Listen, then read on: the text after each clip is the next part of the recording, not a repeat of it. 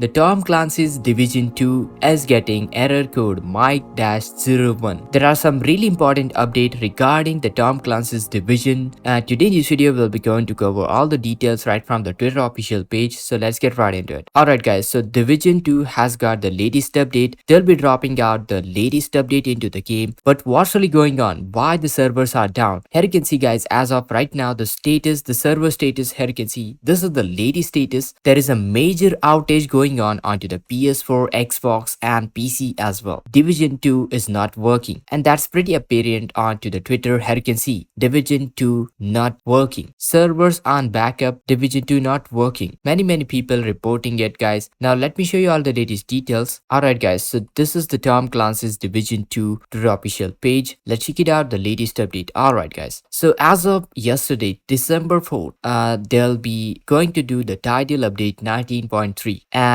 they'll be taking the Division 2 servers down for scheduled maintenance. They have already pre-notified us on Tuesday, December 5th at 9:30 a.m. CET and 3:30 a.m. Eastern Time, also 12:30 a.m. Pacific Time. The estimated downtime is about 3 hours. But check this out guys, we have already elapsed the estimated downtime. Already 3 hours has been elapsed. So what's really going on? People are kind of worried like when the servers will be back up and running. And then right after that guys, here you can see 5 hours ago the maintenance has been extended by an additional hour. Oh my goodness, maintenance not going to by plan. Then 3 hours ago maintenance has been extended due to unexpected issue. Our team is actively working on this issue as soon as possible, and they'll be going to update you onto the progress. Then right after that guys, see 13 minutes ago, this is the latest update. Our team is making progress and resolving ongoing issue. Unfortunately we do not have any estimated time ETA for now. We'll keep you informed once. We appreciate your patience. And right after that